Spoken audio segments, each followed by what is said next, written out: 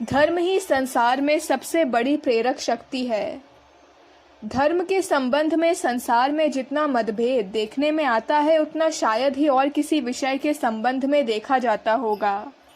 भिन्न भिन्न प्रांतों और संप्रदायों के मतभेद की बात तो सभी जानते हैं।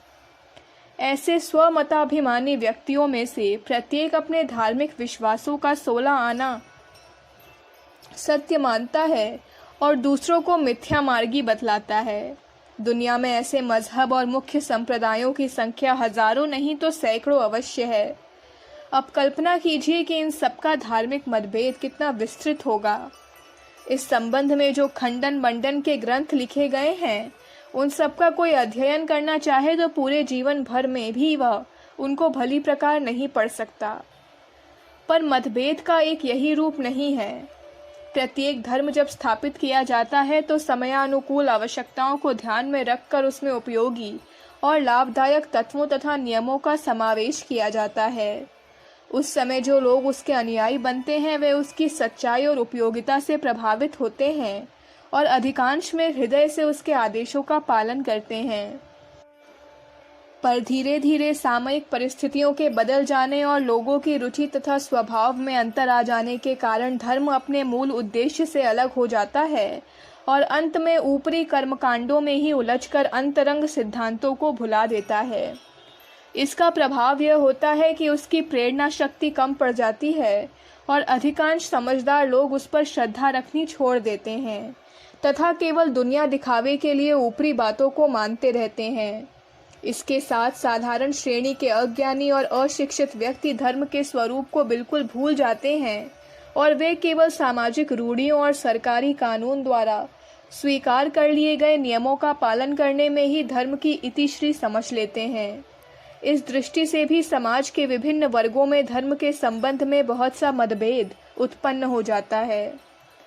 इन दो बातों के सिवाय अब एक तीसरे प्रकार का मतभेद और उत्पन्न हो गया है। जब से संसार में कला कौशल विज्ञान और उद्योग धंधों की विशेष रूप से वृद्धि हुई है और मनुष्य ने उन अनेक प्राकृतिक शक्तियों पर विजय प्राप्त कर ली है जिनसे पूर्व समय में वह डरा करता था, तब से शिक्षित और वैभवशाली लोगों का एक ऐसा दल बन गया है जो धर्म को स्वीकार ही नहीं करता। उसका कहना है कि जब मनुष्य अज्ञान, असंयत, असंगठित अवस्था में था उस पर नियंत्रण रखने के लिए धर्म जैसी चीज की आवश्यकता थी।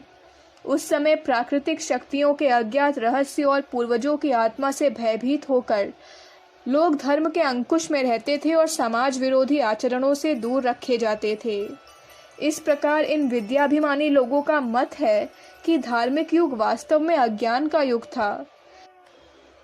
यह सच है कि अब भी पिछड़े हुए देशों का जन समुदाय उसी अवस्था में है, पर शिक्षित और सभ्य वर्ग के लोग नवीन विज्ञान युग के सिद्धांतों को भली प्रकार जान गए हैं।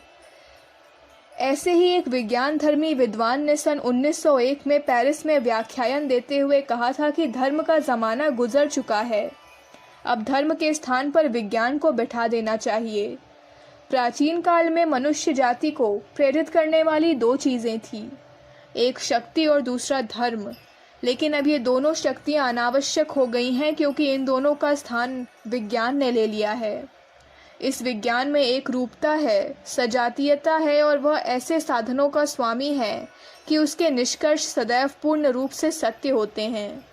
इस प्रकार के कथन अब से 50-60 वर्ष पहले आधुनिक शिक्षा प्राप्त लोगों के मुख से प्रायः सुनने में आया करते थे, क्योंकि उस समय उनको अपने कुछ ही समय पूर्व प्राप्त अधकचरे ज्ञान का बड़ा अभिमान था और वे मौके बेमौके धर्म तथा अध्यात्म पर इसी प्रकार के आक्षेप करते थे।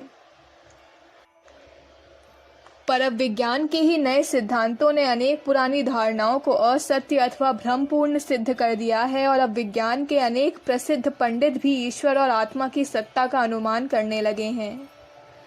वास्तविक बात यह है कि विज्ञान अथवा कला कौशल की चाहे कितनी भी उन्नति क्यों न हो जाए, पर वे धर्म का स्थान ग्रहण नहीं कर सकते। धर्म मनुष्य के अंतर की वस्तु है और उसके बिना न तो पहले और न अब कोई भी विवेकशील व्यक्ति जिंदा रह सकता है। विवेकशील का प्रयोग इसलिए किया गया है क्योंकि पशु सदृश जीवन बिताने वाले व्यक्तियों का काम बिना धर्म के भी चल सकता है। वे अपने दैनिक कार्य उसी प्रकार स्वाभाविक बुद्धि से करते रहते हैं जिस प्रकार शहद की मक्खी बिना भूत भविष्य का ख्याल किए शहद इकट्ठा करती रहती है, अथवा पक्षी अपना सुंदर सा घोंसला बना लेते हैं। पर ये इन बातों के सिवाय न तो कोई बात जानते हैं और न जान सकते हैं। विवेकशील मनुष्य प्रत्येक काम में अच्छे और बुरे का विचार करता है। इस संबंध में एक जगत प्रसिद्ध विद्वान ने लिखा है, जिन लोगों में उच्च कोटि की आर्थिक धार्मिक चेतना रही है, उन्होंने धर्म को हमेशा इसी भांति समझा है।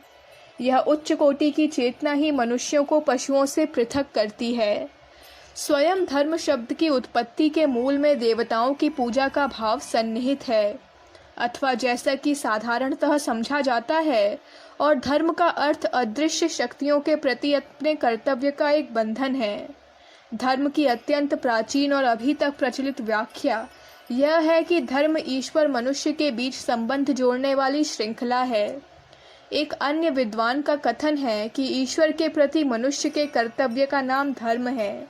धर्म का आधार मनुष्य की वह आत्मानुभूति है जिसके द्वारा वह अपने आप को ईश्वर पर निर्भर अनुभव करता है। मनुष्य अपने पर जिस अनंत परमात्मा अथवा आत्माओं की सत्ता अनुभव करता है और उसके साथ संबंध स्थापित करता है, वही धर्म का तत्व है। धर्म ही मनुष्य समाज की प्रधान प्रेरक शक्ति है। उसके बिना मनुष्य जीवन उसी प्रकार असंभव है जिस प्रकार हृदय के बिना शक्ति का कायम रहना।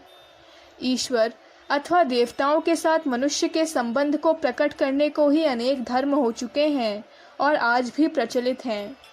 जिस समय से मनुष्य विवेकवान प्राणी बना है, तब से मनुष्यों का कोई समाज ऐसा नहीं हुआ जिसमें मनुष्य धर्म के बिना जीवित रह सके हों या जीवित रहे हों।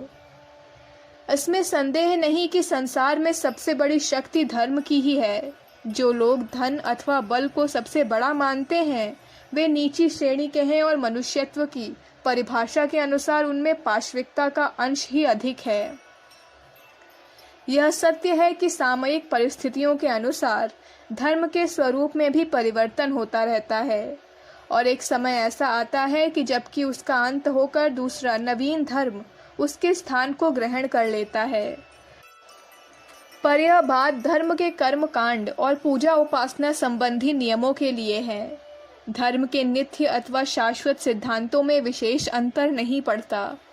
भारतीय ऋषि मुनियों ने इन सिद्धांतों की विवेचना हजारों वर्ष पूर्व ऐसे स्पष्ट और पूर्ण रूप से की है कि मनुष्य का कितना ही विकास हो जाए, वे सदैव उसे प्रेरणा देते रहेंगे। इसलिए भारतीय धर्म को सनातन धर्म के नाम से भी पुकारा जाता है। ऋषियों ने इस धर्म का चरम निरूपण योग के रूप में किया है, जिस पर चलकर मनुष्य इस जीवन में ही परमात्मा के दर्जे को भी प्राप्त कर सकने में समर्थ हो सकता है। इस दृष्टि से धर्म ही मनुष्य के कल्याण के लिए सर्वप्रथम और अधिक आवश्यक है। अखंड ज्योति, अगस्त 1959, पृष्ठ संख्या 9, 10, 11। हमारे YouTube चैनल विचार क्रांति दूत अखंड ज्योति पत्रिका को सब्सक्राइब करें एवं अगली वीडियोस प्राप्त करने के लिए बेल आइकन दबाएं। धन्यवाद।